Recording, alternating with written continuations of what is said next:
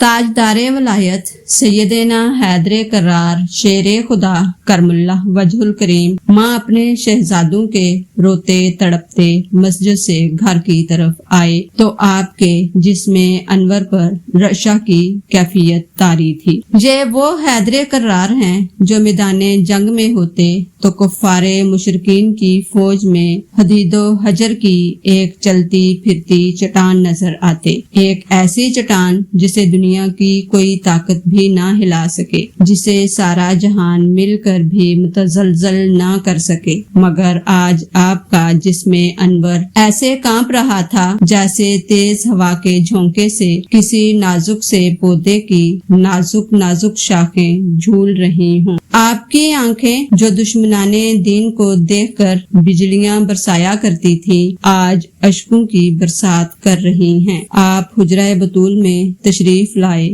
تو اور بھی بے قرار ہو گئے۔ شہزادوں کی چیخیں سنی تو آپ کا کلیجہ منہ کو آنے لگا۔ بیٹیوں کو فریاد کرتے دیکھا تو شیر خدا سے ضبط کا دامن اور بھی چھوٹ گیا۔ آپ بالکل معصوم بچوں ہی کی طرح فریاد و فغاں کرنے لگے۔ آپ کی راحت جا چکی تھی، خوشیوں کا جہان اجڑ چکا تھا، آپ کی رفیقہ حیات آپ سے بچھڑ چکی تھی۔ پھر آنسوؤں کو کیسے ضبط کیا جاتا، فریادوں کو کیسے روکا جاتا؟ باری باری بچوں کو گود میں لیتے اور اپنے امامہ کے پلو سے ان کے آنسو خشک کرتے، مگر اپنے آنسو کا دھارا اسی تیزی سے بہ رہا تھا۔ کتب سیر میں آتا ہے کہ جناب سیدہ فاطمۃ الزہرا سلام اللہ علیہا نے اپنے مرض کے دوران ایک روز حضرت اسماء بنت امیس رضی اللہ عنہ پر سوال کیا کہ کوئی ایسا طریقہ ہو سکتا ہے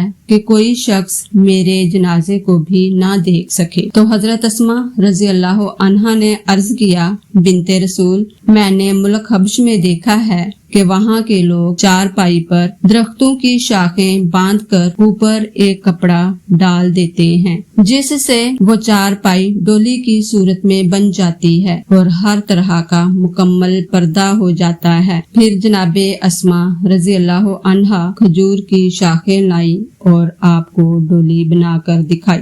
جناب سیدہ سلام اللہ علیہا نے اس ڈولی کو دیکھا تو نہایت پسند کیا اور فرمایا کہ جب میرا جنازہ تیار ہو جائے تو اسی قسم کی ڈولی تیار کرنا اور مجھے دفن کرنے کے لیے رات کے وقت لے جانا اور ہرگز کسی دوسرے کو میرے جنازے کی اطلاع نہ دینا۔ مندرجہ بالا روایت میں ہے کہ جناب سیدۃ النساء العالمین سلام اللہ علیہا نے حضرت اسماء رضی اللہ عنہا کو وصیت بھی فرمائی تھی کہ مجھے علی اور آپ مل کر غسل دیں اور میرے جنازے پر کسی دوسرے کو نہ بلائیں۔ کتب سیر میں ہے کہ جناب سیدہ سلام اللہ علیہا نے غسل مبارک کی وصیت اس طرح فرمائی تھی۔ حضرت ام سلمہ فرماتی ہیں کہ حضرت فاطمۃ الزہرا بنت رسول بیمار تھی اور حضرت علی کرم اللہ وجہ الکریم گھر میں موجود نہیں تھے تو سیدہ فاطمۃ الزہرا سلام اللہ علیہا نے مجھ سے کہا کہ امی جان مجھے غسل کرا دیجیے، چنانچہ میں پانی ڈالتی رہی اور آپ اچھی طرح غسل فرماتی رہی۔ پھر فرمایا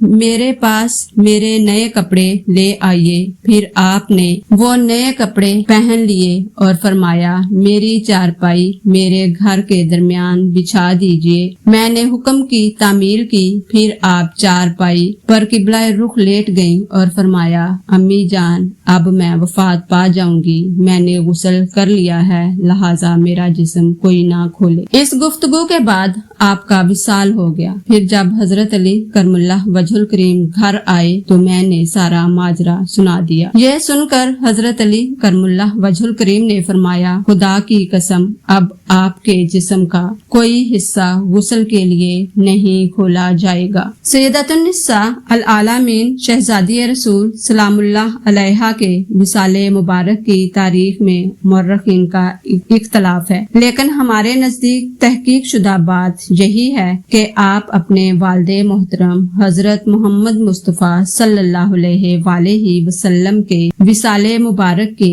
6 ماہ بعد 3 رمضان المبارک 11 ہجری کو دنیا الائے کو قطع فرماتے ہوئے دربار مصطفیٰ میں تشریف لے گئی۔ انا للہ و انا الیہ راجعون۔ حضرت فاطمہ الزہرا صلوات اللہ علیہا کی روح قبض کرنے کے لیے جب اللہ تبارک و تعالیٰ نے ملک الموت علیہ السلام کو حکم فرمایا تو ملک الموت گردن جھکا کر خاموش ہو گیا اور اس پر ہرگز راضی نہ ہوا کہ وہ سیدہ معصومہ سلام اللہ علیہا کی روح قبض کرے۔ یہ احترام اس پردہ دار کا جس کے سر کے بالوں کو نہ سورج نے کبھی دیکھا، نہ کبھی چاند نے دیکھا، نہ کبھی ستاروں نے دیکھا اور نہ کبھی ملائکہ کی نگاہ پڑھی۔ روایت میں ہے کہ جب سیدہ فاطمہ الزہرا سلام اللہ علیہا کی روح قبض کرنے کے لیے اللہ تعالیٰ نے اسرائیل کو حکم دیا تو وہ اس کام پر جانے کے لیے راضی نہ ہوئے۔ پھر خود اللہ تبارک و تعالیٰ نے